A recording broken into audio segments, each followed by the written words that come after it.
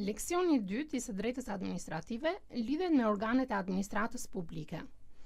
Kuptimi i organit të administratës publike është i lidhur ngushtë me anë të organit të administratës shtetërore, gjë që rrjedh nga kuptimi dhe lidhja midis nocionit të administratës publike me atë të administratës shtetërore.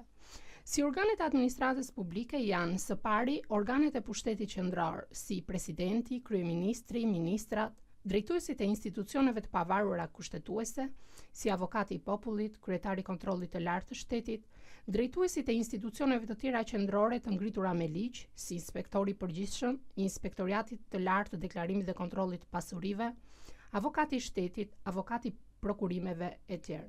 Së dyti janë organet e pushtetit vendor, si kryetari i komunës ose i bashkisë, prefekti. Së treti organet e forcave të armatosura, si dhe çdo strukturë tjetër, punojësit e së cilës gëzojnë statusin e ushtarakut, siç janë komandantët e reparteve ushtarake, policisë ushtarake, drejtori i shërbimit informativ shtetëror. Të gjithë këta persona mund të konsiderohen si organet e administratës publike kur kryejnë funksione administrative. Së katërti, organet e enteve publike, si për shembull Këshilli Kombëtar i Territorit, antarët e entit rregullator të energjisë elektrike, entit rregullator të telekomunikacioneve, kryesia e dhomës kombëtare të avokatisë, të noterisë e tjerë. Karakteristikat që kanë organet e administratës publike, duke i krahasuar ato edhe me organet e tjera. Karakteristika e parë është pajisja e organit të administratës publike nga ligji me tagra pushteti. Pra, është pikërisht ligji që e pajis atë me tagra pushteti. Së dyti, një karakteristikë tjetër dhe shumë e rëndësishme janë kompetencat e tyre të caktuara nga ligji. Me kompetencë të organeve të administratës publike, kuptojmë zotësinë juridike që u njihet atyre nga ligji për të arritur me veprimtarinë e tyre pasojat të caktuara juridike. Organi i administratës publike duhet i ushtrojë kompetencat vetëm brenda caqeve të caktuara nga kushtetuta dhe ligji. Një karakteristikë tjetër e organeve administrative është edhe struktura organizative e tyre, e cila përcaktohet me hollësi në ligjin ose aktin nënligjor me cilin është krijuar organi administrativ. Organet e administratës publike dallohen edhe nga organet gjyqësore.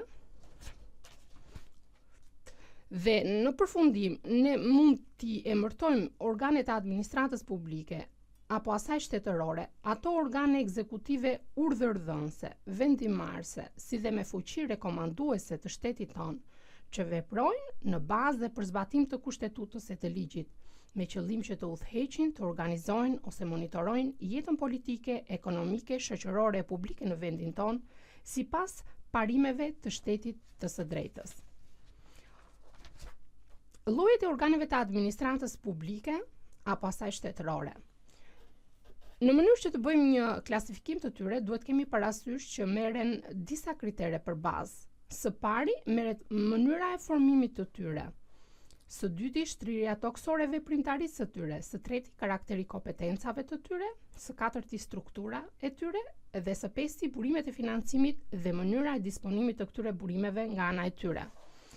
Në lidhje me kriterin e parë, organet administrative ndahen në organe administrative formimi i cilave parashikohet drejt për së drejti nga kushtetuta dhe këto quhen organe administrative kushtetuese, që janë dhe organet kryesore të aparatit shtetëror të vendit. Së dyti janë organet administrative jo kushtetuese, të cilat formohen sipas procedurës së përcaktuar nga ligji specifik për to. Këto organe mund të krijohen me ligj ose kur e autorizon ligji edhe me vendim të Këshillit të Ministrave. Sipas kriterit të dytë, organet ndahen në organe qendrore të administratës publike, dhe këtu përmendim presidentin, Këshillin e Ministrave, kryeministrin, zëvendësministrin, ministrat, drejtuesit e institucioneve të tjerë qendror si dhe ushtarakët e përcaktuar në nenin 169 të Kushtetutës. Dhe së dyti, organe lokale ose vendore të administratës publike si bashki, komuna, qarqe, të cilat kanë tagra pushteti më të kufizuara në hapësirë. Duke marrë përpas kriterin e tretë, ne kemi një ndarje të organeve të administratës shtetërore në organe me kompetenca të përgjithshme, ku ligji ka pajisur me tagra pushteti për zgjidhur gjitha çështjet me karakter administrativ. Dhe në organet e administratës shtetërore me kompetenca të posaçme, të cilat i ushtrojnë tagrat e pushtetit për të zgjidhur çështjet administrative të një dege ose fushe të veçantë të administratës shtetërore, si për shembull rendit publik, punëve publike, arsimimit, mbrojtjes etj. Duke u nisur dhe nga kriteri i katërt, ne i ndajmë organet e administratës publike apo shtetërore në organe kolektive dhe në organe individuale ose monokratike.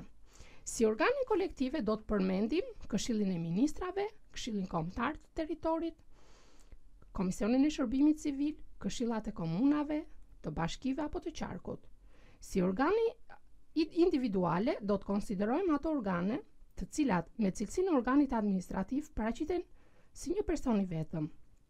Këtu mund të përmendim presidentin, kryeministrin, ministrat, avokatin e popullit, kryetarin e kontrollit të lartë të shtetit, drejtuesit e institucioneve qendrore, kryetarit e bashkive, komunave e me radhë. Sipas kriterit të 5, organet administrative i ndajmë në organe administrative buxhetore, të cilat janë ato organet që financohen nga buxheti shtetëror, dhe në organe administrative në llogari ekonomike, të cilat janë ato organe të cilat pothuajse shpenzimet e tyre i mbulojnë nga ato ardhurat e veprimtarisë së zhvilluar prej tyre.